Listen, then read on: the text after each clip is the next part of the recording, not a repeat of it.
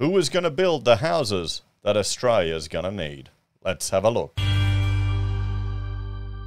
Good evening, everyone. Florian here, and welcome to another episode of HeiseSays. Grab your stein of coffee, because tonight I want to have a look at this article here. This one written by Stephen Kukulis about, Australia needs more houses, but who is going to build them? And, well, this ties into a topic that I've been discussing for some time, the construction apocalypse. Now, it's becoming one of the longest playlists on the channel, sadly, and, for a specific topic. And it's builder after builder going under. We're seeing spec home builders, even some of the larger builders, plumbing supply companies, all of these organizations are just going to the wall. Now, there are a lot of reasons for this. You've got material costs going up. You've got fixed price contracts going up. You've got labor issues. You've got weather issues. But we also have to remember, a lot of this is because the government came to the rescue. And I'll just bring up this chart here just to show you. Okay, they kept the zombies alive. Now, this means they essentially changed the rules with regards to trading while insolvent. And if you're in business, you know how scary that is, because you work for someone else. If you're an architect, you do the drawings, all the pretty pictures. That's about all we do, isn't it? Just the pretty pictures. And you send them off, and you never get paid. Now, for us, it's not that bad. I've had two people that have really stiffed me on payment in the last 10 years of business. So I've been pretty fortunate, and I'm losing my time, software costs, rental costs, electricity costs, those things. It's not as bad as if you're installing stuff on a site, because once you bolt it down, it becomes part of the project, so you're kind of screwed. So it can be quite messy. So this is why the idea of allowing businesses to trade while insolvent scared the shit out of me, to be honest. And the problem is, these build jobs take a long time. So if one job you're just skirting by, making a little loss, trading while insolvent, oh yeah, she'll be right on the next one, mate. The next one. It snowballs. A couple of years later, you've got to call it quits. And this is what we're seeing happening here. So what's the answer? I think we need to look back and question the significant interventions that were the lockdowns and if they were worth it. But I don't think that's even in the public discourse anymore, is it? Just remember it for next time, guys, okay? You've got the job keeper keeping people employed. That in itself was an entirely crazy thing. But then we've got juicing the market, guys. Okay? The home builder overheated the housing market as well. We can't forget that.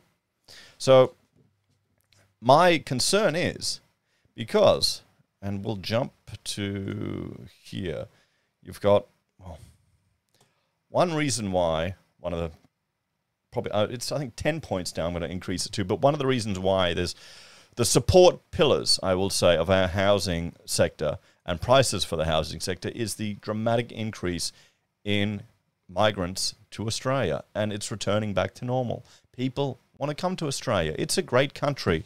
I know people love to bitch and moan, and if you're in a social media bubble just being fed with negative news, you might get a bit of a warped perception of Australia. And if you're on Twitter, you're definitely going to get a warped perception of Australia because there's so many bloody idiots on there. But it's still a pretty good country, and people still want to come here. And, we're getting hundreds of thousands of people returning to Australia. Labor's just up the numbers. And if anything, over the next few years, there's going to be, as global population growth declines, because we're going to reach peak population on the planet in 2050, countries will be competing for people. So, that's just something to keep in mind. There's an incentive to up your population now while you can. So, yeah, don't kid yourself. And the reason with this population increase, well, we're going to need houses, guys. We're definitely going to need houses, but we're losing builders. Who's going to build them? So let's have a look at what Kukulis has to say about this. Because honestly, I'm concerned that we're going to get a brain drain from the construction game. It's a stressful business. It's not easy, okay? It wrecks your body. You're taking a lot of financial risk and liability that goes on for years after the project's finished. If someone slips and falls, they're not just going to sue one person, or if something happens, on a project. They don't just sue one person. They sue everyone. What was it? There was an example. In the construction playlist, we looked at it, an example where there was a fire issue on a building. I can't remember the specifics, but everyone was sued on the job. What they do is the lawyers, they get the shotgun approach and they just sue everyone, the architects, the builders, the contractors, the subbies, everyone they can, everyone who has PI insurance. And what happens is you may not be able to defend yourself. You may be in the right, completely fine, but the insurance companies may all get together and just settle, and you've got to pay. So it's a high-risk game. And I don't blame people for saying, you know what, I've had enough. And all the issues we've had over the last few years, the fact that businesses are going under is one thing, but the fact of the stress, how many people are just going to turn it in and go do a nice cushy desk job somewhere? Be a trade rep. Imagine that, you know, for a big manufacturer. Be an architect. You just draw pretty pictures. So, Australia needs more houses, but who's going to build them? Every competent economist and housing analyst knows the best solution to the high rent and high price problem in the Australian housing market is to build more dwellings than will be needed because of population growth. Yeah, that's true. One video I'm preparing at the moment, you know what, I'll give you a bit of a preview of it. Okay? Is looking at 60s houses. Okay? And I'm starting to look at some of the old plans at what people got back in the day, 60s and 70s, as a starter home. And I want to compare and contrast them to the homes these days. Because you've got to remember there's, well, what you could get away with. And to buy as a little starter, you know, the carport's probably even optional on some of these. It's not going to fly these days. You couldn't build them. The legislative requirements, the energy efficiency reporting requirements, just the paperwork you need to get something built these days compared to back in the day. That all adds cost. That all adds cost. And I actually quite like some of these old plans that they've got here. You know? Back when, you know, pretty girls could sell things, you didn't have to question if it was or not. You can see here, these are the architectural ones. They're a little bit more expensive than some of the spec homes that we saw today. But I plan to do a comparison and contrast between this stuff and some of the newer things. But I'll need to bring it into my architectural software so we can clearly see the size differences. But I mean, you can tell just by looking at these houses here, and then we jump over here to look at the one that's featured in the article. I mean, there you go. You've got double story. You've got a garage. Most of these ones that I just showed you had carports. It's not like cars didn't exist then, but, you know, carport's cheaper than a garage. So all of these things add up to the cost. And look how close they are. Look at that. Anyway, we'll go back to this. It's an easy proposition. If supply exceeds demand, prices will generally be weaker. The problem with this solution to the housing crisis is that it takes a long time to come to fruition. It takes years for the idea of new dwellings to go from a piece of dirt to getting local government approval for a dwelling, to getting the architects to design a property, then arranging the builders to make it, and finally for someone to move into it. Yeah, this is why I'm seeing in the comments everyone talking about, I think Friendly Geordie did a video criticizing developers about drip feeding projects or land or whatever. I can't listen to the guy, so I can't watch it. It's just his face. And the issue is that it's quite naive to make that argument. All the lefties love to make that argument because they want to blame the developers. They want to put the blame of this shitstorm that we have here in Australia on someone. But it's a logistical nightmare to get a piece of dirt that hasn't even been developed or cleared, you've got no services, into something that someone could build on, let alone actually getting a house on. This is a time-consuming process, and there's only so many people businesses have with the skills and capability to make sure it's done.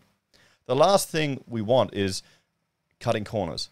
We don't want to see a mascot towers through a whole suburb of spec homes because they've been done, you know, fast to meet demand. I mean, you've got to realize there's quite a fair bit of professional knowledge and expertise in the entire construction sector.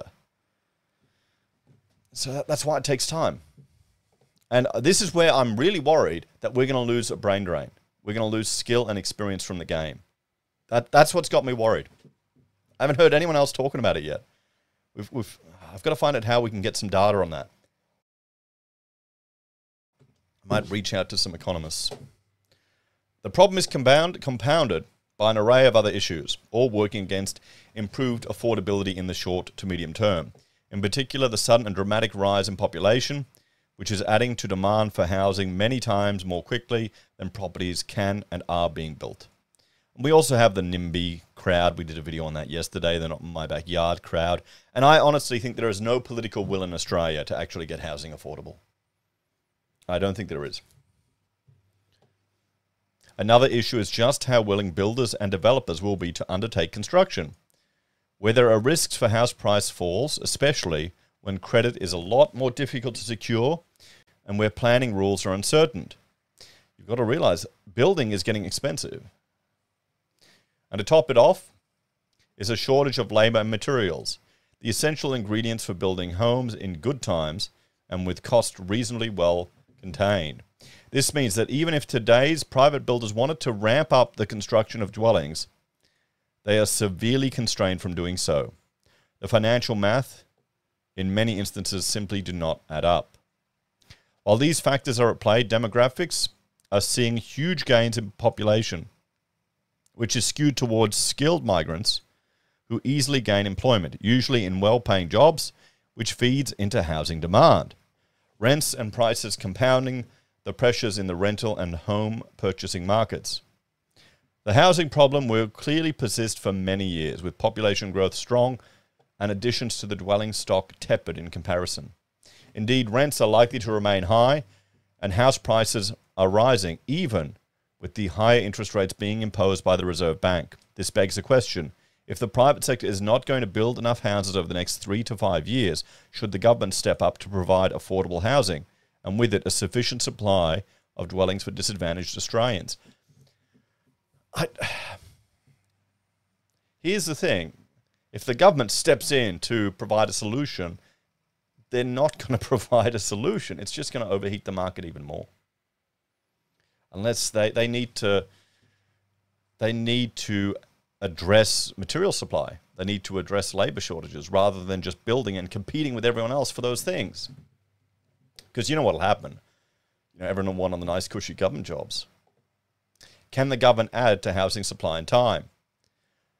For the government, where the issue of finance is largely inconsequential, at least in theory, the issue of ramping up investment in dwelling construction faces many of the same almost insurmountable problems as those experienced by the private sector. Even if the government could fast-track land zoning rules to allow for construction in areas where most people want to live, it would still be faced with the same labour shortages and material costs as the private sector. I mean, what could the government do? Could they mass import materials from overseas? It'd be a disaster, wouldn't it? We know it would be. So the Australian median house price, we'll skip over that because it's not going to activate in this capture. If it did fast-track investment in housing, the government would be adding to inflation pressures as the RBA tries to cool growth and inflation with interest rate hikes. Indeed, it would be competing with the private sector for labour and materials, which would likely result in less than optimal outcome in terms of an overall addition to the number of dwellings, at least in the short term. So what can be done? What could be done? I would argue, well, I haven't read this, I would argue we need to reduce the legislative burden that's placed on people. Rather than making additional changes to the National Construction Code so often that make it more onerous and more expensive to build houses, stepping back, saying, okay, for the next decade, we're going to remove or reduce the environmental performance requirements on housing because it's more important for people to have affordable homes than to pretend Australia can make a difference on our global carbon footprint. You've got an instant saving there. Can you imagine that getting across the line, though? That people would shoot that down. The average Aussie doesn't understand that when they're voting a certain way, they're driving up the cost of housing. When they're a NIMBY not wanting a house or apartments near them, they're driving up the cost of housing, because that could be some, like the tourist town we were looking at that I mispronounced the name as, or I always do. That was a house that someone could have downsized in from the city, and that was a house that could have been passed on to a new family moving in. That's option's gone now. So it all flows through to one to the other. So let's have a look. When the economy slows and inflation is contained, the government will be better placed to ramp up its investment in public housing, partly because of the need to cushion the effects of an economic downturn, but also because it will add to the supply of dwellings, particularly affordable ones. This leads to a simple and what seems obvious conclusion that the problems in housing require a focused, dedicated and sustained program where the government sector does drive supply over many years. The government could cut immigration to lessen the red-hot demand for housing, but that is for another column. The problem is you're going to face the university sector is going to fight you on that one. The tourist sector is going to fight you on that one. A lot of industries are going to fight you on cutting that. There's no quick fix, but a strategy to fix the problem of housing shortages requires government intervention in a delicate way that works hand in hand with managing the business cycle. What do you reckon, everyone? I mean, he's right there. Well, let's have a talk about this. I mean, Koukoulas is right in saying there's no quick fix. But what are we going to see? More stimulus for the housing sector, if not directly through private housing, but through public housing. If we get an economic downturn, there's the opportunity to do it. I mean, here in Queensland, the Premier is bragging about how they bought an old retirement home for public housing. Here's the thing. Do you want the government to compete with other investors in the property sector, or should they be bringing projects online which aren't financially viable to be done otherwise? What should the government be doing? What's their role in addressing housing? My concern is that you've got the local councils, you've got the state government, you've got the federal government all playing at it at different levels, and you've got different political power groups that are concerned and making noise about it.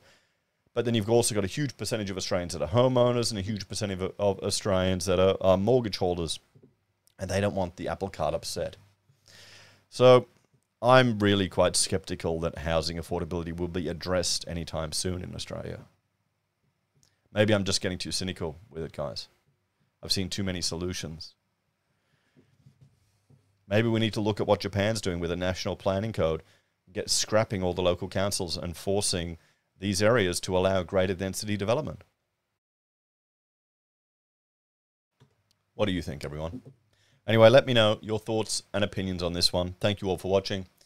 Please check out HeiseBim and Heise Does, and like, share, and do all the YouTuber influencer things that I'm meant to encourage people to do for the channel. You can support us on YouTube or Patreon, use our referral links, buy our pocket squares, or call us if you need an architect. Take care, guys. Have a great day. I'll see you all next time. Bye for now.